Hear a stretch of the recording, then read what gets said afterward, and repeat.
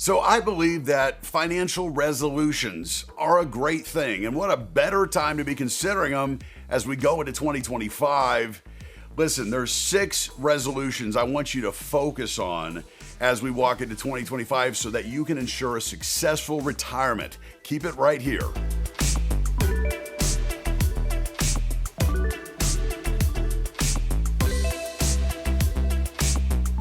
Good day, everybody. Chris Heerlein here of REAP Financial, host of Retire Ready TV. Every week on News Channel 36, that's KXAN right here in Austin.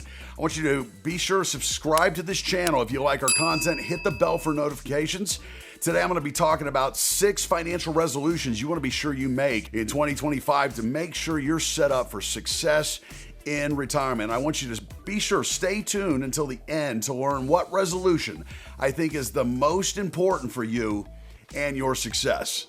Okay, number 1, I want you to maximize your contributions. So many of you are working, you still have IRAs, maybe 401ks, 403bs, whatever you have at work.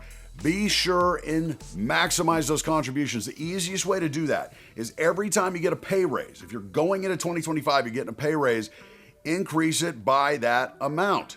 So if you're getting a 3% or a 5% pay raise, increase your contribution by that. It's one of those laws, okay? If you don't see it, you don't spend it. I want you to save until it hurts and save a little bit more, and you'll be glad you did it. Your contributions in 2025 are very generous. If you are under 50, you can contribute $23,500. If you're over 50, $7,500 catch-up contribution, meaning you can put up to $31,000 in that 401k. Amazing.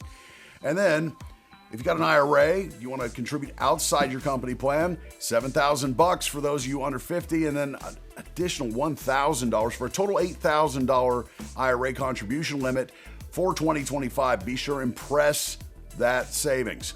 All right, now I want you to reassess your allocation. Many of you, you've got 401ks out there. You may have picked some funds within that plan at one point in time, but does that really make sense with where you're at today, with what's going on in the market, and with your proximity to retirement? A lot of you may pick a target date fund. Maybe you picked a bond fund in 2022 and maybe you've missed some opportunity as the markets turn back around and headed, to all-time highs. You just want to stay on top of these things. In fact, if you don't have an advisor, you need to consider maybe hiring somebody to just take a look at your options, see what is in your best interest based on your proximity to retirement. Okay, number 3, I want you to minimize your taxes. I don't have to tell you, most people don't have a problem paying their fair share of taxes in this country, but they don't want to pay any more than that, right? There are ways to minimize your taxes every year.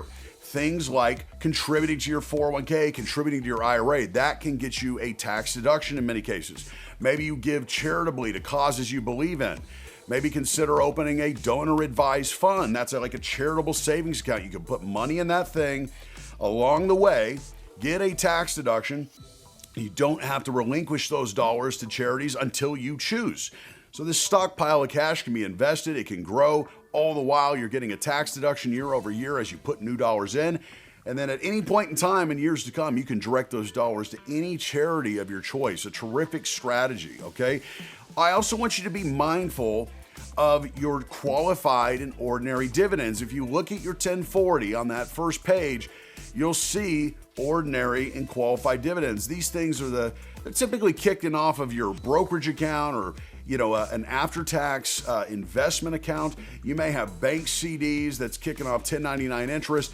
Bottom line is this: we see so many of you may have all this dividend income, and maybe it's qualified, maybe it's ordinary. Ordinary dividend income is counted as earned income. It's taxed at your income tax rate, whereas qualified dividends, well, that's taxed at the more favorable 15 or 20% cap gains rates, okay? So that's something to be mindful about. But then ask yourself this: are you paying tax on money that you're not using?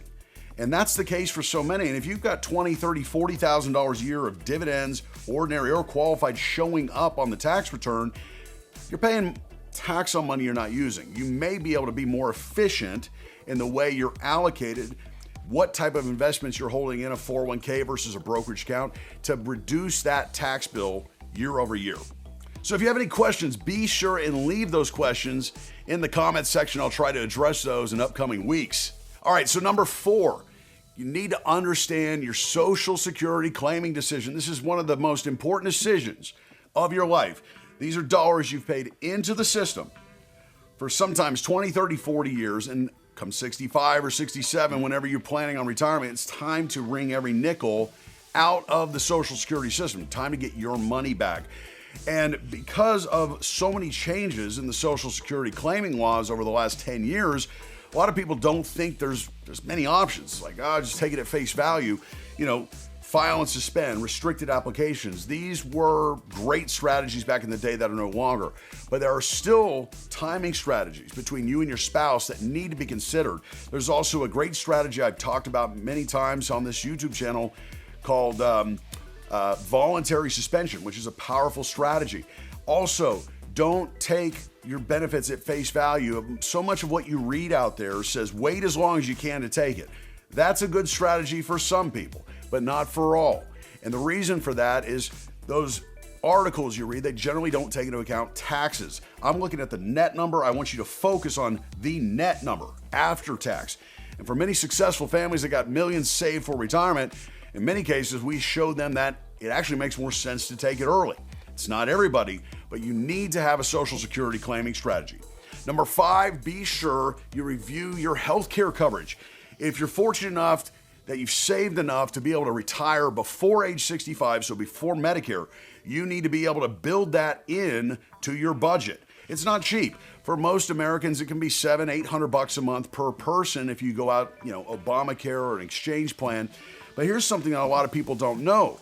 These premiums that you'll pay can be adjusted by your income. There's a lot of Americans out there that tailor their income in retirement, and they can actually get subsidies to help reduce their medical premium payments. Now, a lot of eyebrows go up when I talk about that. But again, remember, the laws in this country are generally written around your income and not your net worth. So you want to tailor your income pre-65 to try to get your medical, your healthcare premiums down to the minimum. And then once you get on Medicare 65 plus, you got to be mindful of your income then as well. Your Medicare premiums are based on your income. We have families that pay hundreds of dollars a month more than their neighbor just because they have a nice income. So having a healthcare coverage strategy is a big deal, not only just for savings, but when you get on that Medicare again, do you get an Advantage plan? Are you going to do a supplemental? There's a lot of different options. It can be daunting. Make sure you're working with an advisor that can give you sound advice around the best options for your healthcare coverage. Okay? Number 6, I want you to start dreaming about your ideal retirement. Okay? The biggest mistake people make is they're planning on when they're going to retire. They're not planning on what they're going to do when they retire. This is a major transition point, not just for you, but potentially you and your spouse. If you've been working at separate locations, all of a sudden you're spending a lot more time together. Okay, maybe you guys have different goals or visions of what you want your retirement to look like. You need to be aligned on those goals and values so that you can transition smoothly into your ideal and dream retirement. So those are the top 6 financial resolutions for 2025. I want you to click to watch this next video to learn how to make the most out of your retirement.